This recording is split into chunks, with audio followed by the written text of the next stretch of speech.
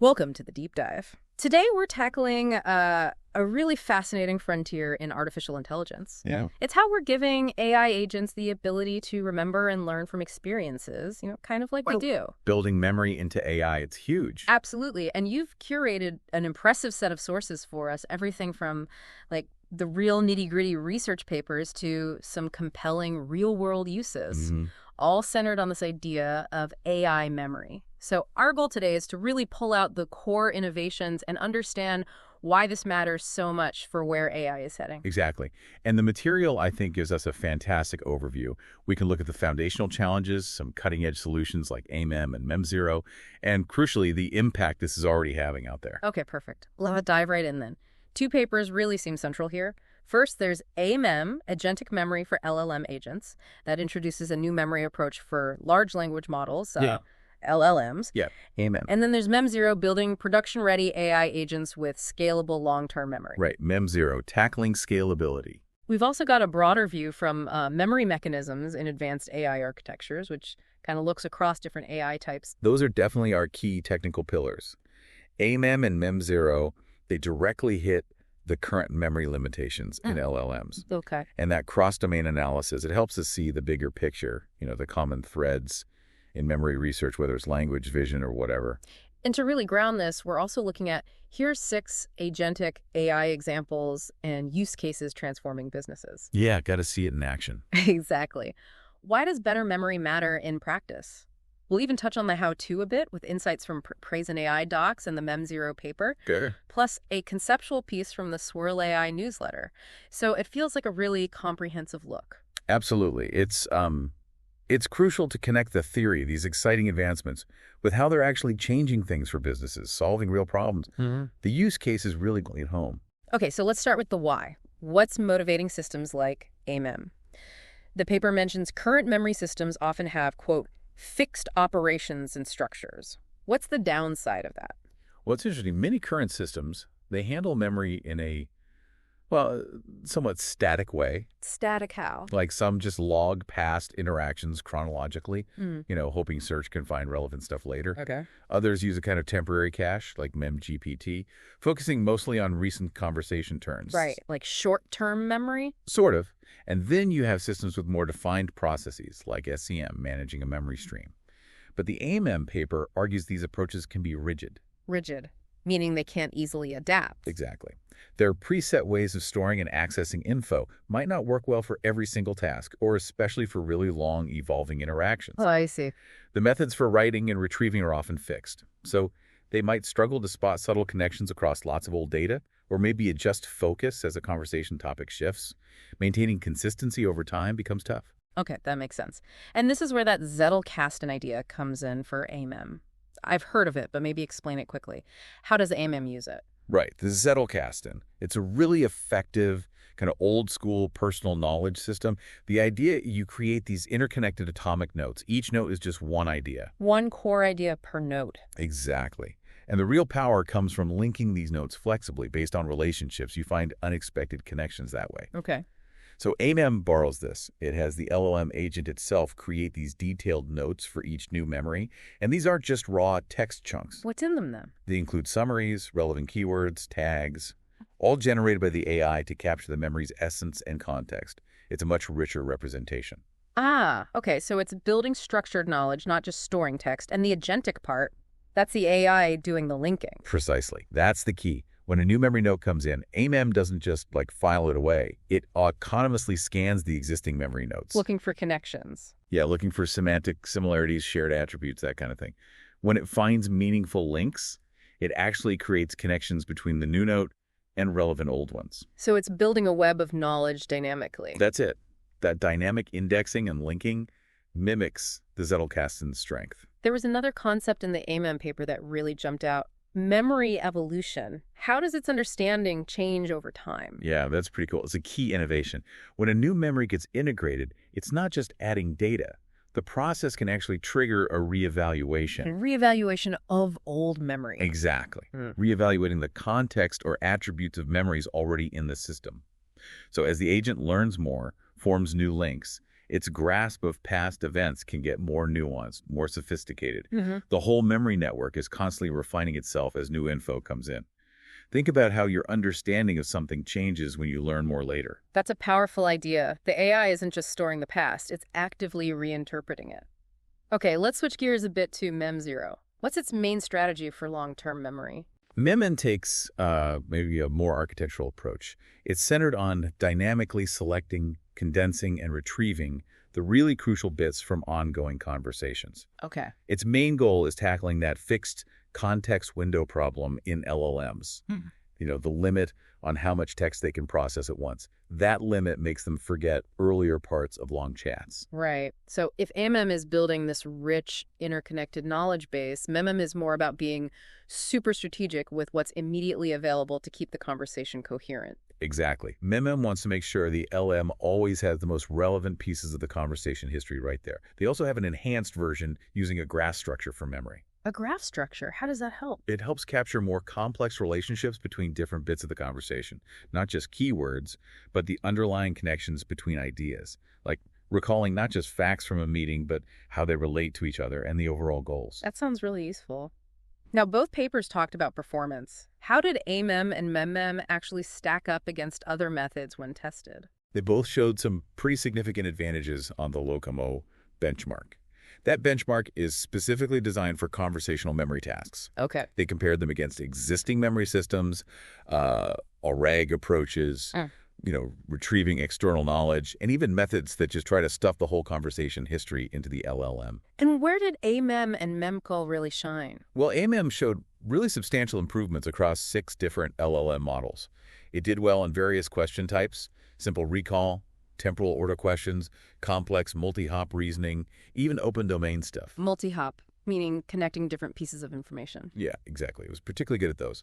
MEM also consistently beat other memory systems. It showed a 26% relative improvement based on an LLM judge's ratings compared to OpenAI's baseline. Wow, 26% is quite a jump. Yeah, and the graph-based version of MEM pushed performance even higher. That's impressive performance. But what about, the practical side, efficiency? Are these systems fast enough? Do they eat up resources? Critical question, and both papers address it.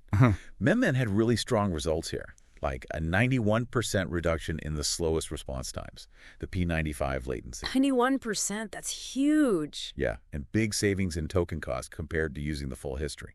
That makes it way more viable for real-time use. And A-MEM. A-MEM also highlighted needing significantly fewer tokens than some baselines while still getting better results. So more efficient resource use there, too. The A-MEM paper also had those visualizations, TSNE plots. What did they show about how it organizes memory? Right, the TSNE plots. They basically showed that A-MEM creates more distinct, meaningful clusters of related memories compared to the other systems. It's like a better filing system? Kind of, yeah. A more coherent, logical structure internally. It suggests that the dynamic linking and evolution really do lead to better organization of the stored information. Which probably helps with retrieval and reasoning later. Exactly. It likely contributes to its better performance. Makes sense, given the Zettelkasten inspiration. Okay, so great results in the lab.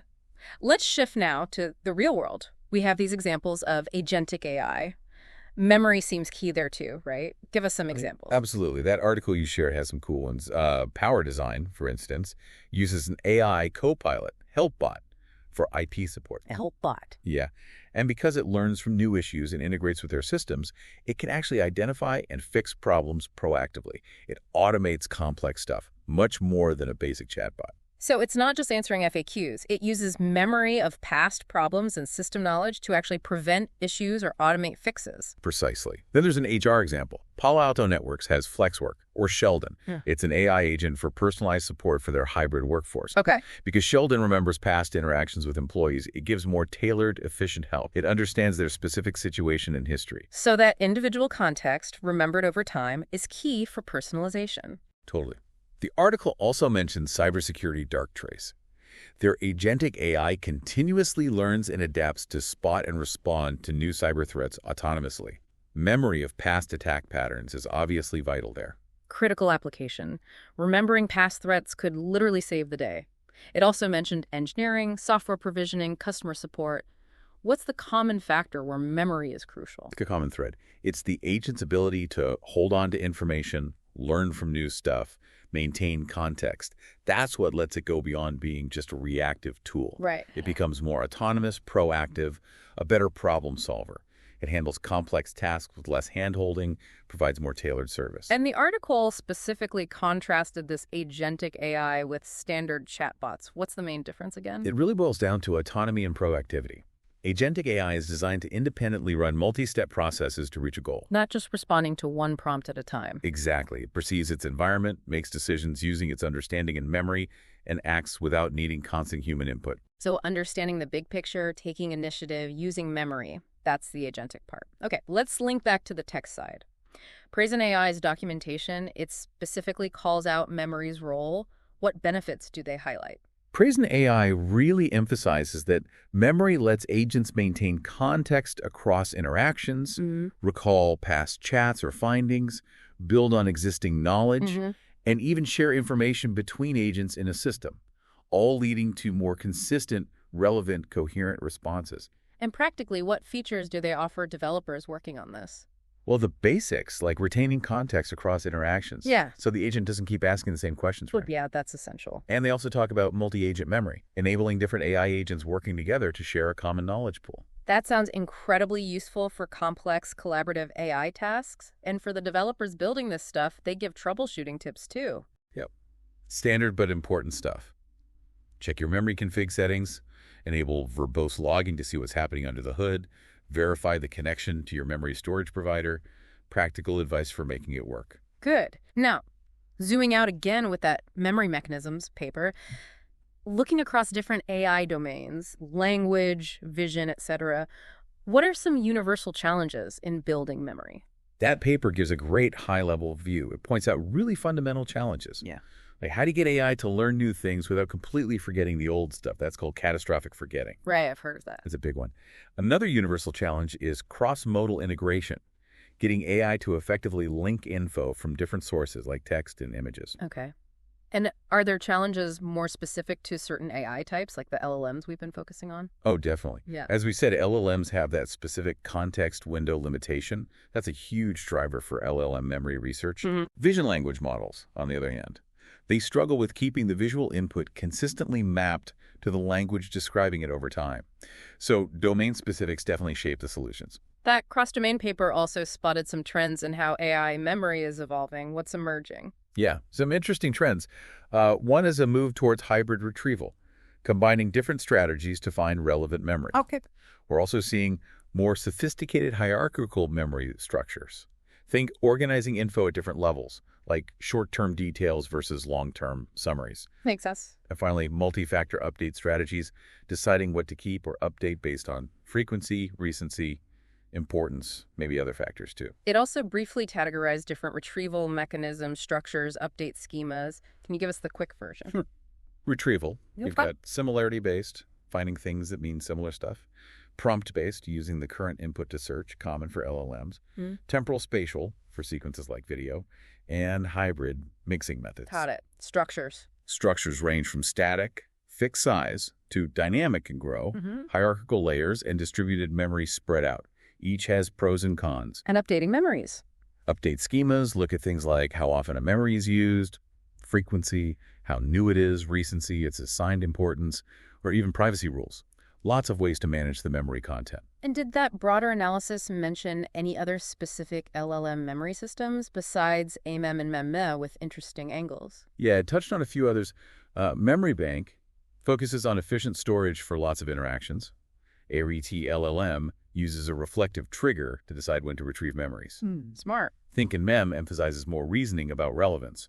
And ChatDB actually integrates a structured database as the memory, using database queries for retrieval. Wow, so lots of different approaches being explored. Definitely.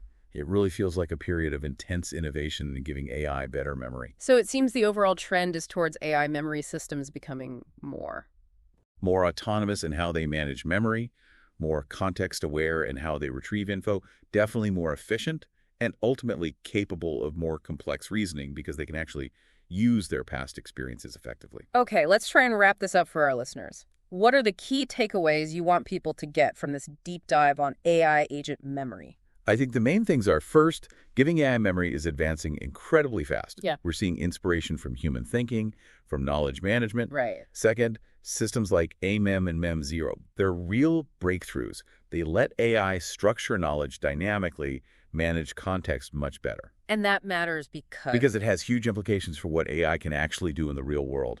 It means more proactive, more personalized, more efficient AI solutions across so many areas. Okay. And as AI gets better at remembering, it raises some big questions. What's a provocative thought to leave everyone with? Well, as these AI agents get really sophisticated memory systems, Yeah. how did that change our relationship with them? How do our interactions evolve when AI has a persistent, nuanced understanding of our world, our history, even us individually? What new possibilities and maybe what new ethical considerations does that unlock? Definitely something to chew on. If listeners want to dig deeper into this, where should they look?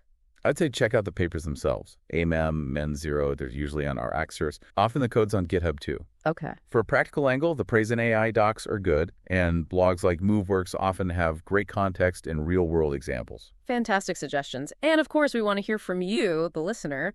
What did you find most interesting? Any lingering questions about AI memory or ideas for future deep dives? Please let us know. Thanks for joining us.